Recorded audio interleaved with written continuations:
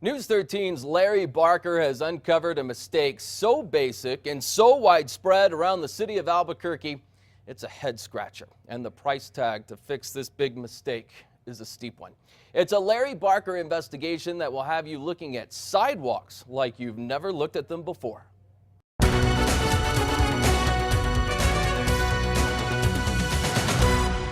It's totally doesn't make any sense. They just blew it on this one. Oh, sure did. Is there a good excuse for what they did here? Absolutely not. No excuse. They totally blew it on this one. Absolutely, and on purpose. There's something terribly wrong on the streets of Albuquerque. It's right out in the open, here, and here. Now, to the untrained eye, nothing seems out of place. You've got to know what to look for, and that's when you'll see hundreds of violations scattered throughout the city. So many, in fact, it will take decades to fix them all. And then there's the price tag. It's $50 million. $50 million. We're talking about the Americans with Disabilities Act, a federal statute requiring all public accommodations, including streets, curbs, and sidewalks, be readily accessible to and usable by individuals with disabilities. When we interviewed Mike Reardon, he was Albuquerque's Municipal Development Director. He has since been promoted to the mayor's office. Is ADA compliance voluntary? Absolutely not. It's a federal mandate that we must be ADA compliant. Consider 15th and Los Alamos. The city spent $4,000 constructing this wheelchair-accessible curb, ramp, and sidewalk. However, someone apparently failed to notice the telephone pole. If they intentionally built this to be compliant with the law, were they successful? No, they didn't make it on this one. Andy Winiger is a Santa Fe-based disabilities expert. In your opinion, was this money well spent on this intersection? No, they should have went ahead and dealt with the pole. So it's still not ADA compliant? No. In 2003, the city spent thousands renovating San Carlos and Reynolds to make it ADA compliant, but the construction was flawed. To most people, this is just a fire plug. But to Albuquerque businessman Larry Maestas, it might as well be a brick wall.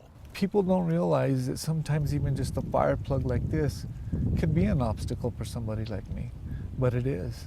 And it's not that that obstacle can't be figured out to go around it. It just creates more problems in my life. And across the street, city crews spent a ton of taxpayer money renovating this corner to make it ADA accessible. Hope Reed is with the Governor's Commission on Disability. Have you ever seen an issue like this one? Not like this. This is very unusual, and they had to go out of their way to make it not accessible. They made a curb ramp, and then they put a barrier right in the middle of the curb ramp so people can't get around it. As it is today, this is not compliant. Non-compliant and undesirable. PNM will be asked to move the wire. Now, ADA is very specific. Not only must public accommodations be free from obstructions, they also must provide easy access. The slope of a wheelchair ramp is prescribed by law. Take a look at Silver and Reynolds. This is definitely a problem. Oh, yeah. This was not constructed correctly. No. City construction crews apparently just slapped down some concrete and called it a wheelchair ramp. It's not safe and usable. It's too steep. Instead of keeping the grade under 8.3, they took the grade up to 11.7, 11.4. So if you're self-propelling in a manual chair, you're going to have a lot of difficulty getting up this. When this was constructed in 2003, it wasn't compliant, and it's not compliant today. Correct. And I think they were trying to save some money and just build with what they could fit here. And that's not how we would do that today. Saving money doesn't make it ADA compliant. It's never a reason when you have an ADA order to come in, it's not a reason that you didn't do something.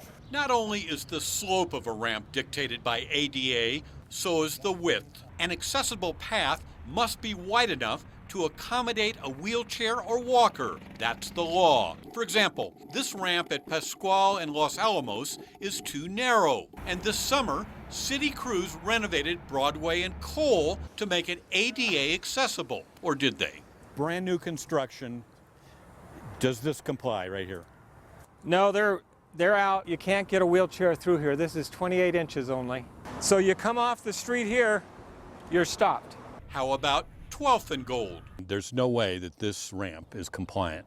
You agree? Agree. Was it a mistake, or was the culprit Mother Nature? This one was, I think, 2003 when we did this. So the tree was still here in full glory. It's encroached into the right of way. At the time in 2003, our crews could have knocked on the door and said, we're going to cut your tree down, and built a fully compliant sidewalk ramp.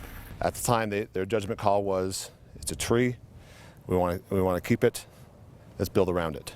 Obviously today, if we just come across it as a stump, we would grind the stump out, we would build it compliant. This is just one example. Compliance with ADA is often a challenge. Many of Albuquerque's streets and sidewalks are in older neighborhoods built decades before the 1990 Disabilities Act. This school crosswalk at San Felipe School was built years ago. For ADA accessibility, you have a ramp on one side that's by a school, you have a crosswalk that leads into a curb. Some portion of our population cannot maneuver over an 8-inch curb, and that's why we want to build ramps. Consider what the city is up against: walls, trees, roots, poles, signs, fire hydrants, and private property rights. ADA is mandatory. Compliance takes time and money. Just to move this one fire plug more than doubles the cost of bringing the sidewalk up to ADA standards. It will cost taxpayers an estimated $16 million just to address ADA issues in southwest Albuquerque.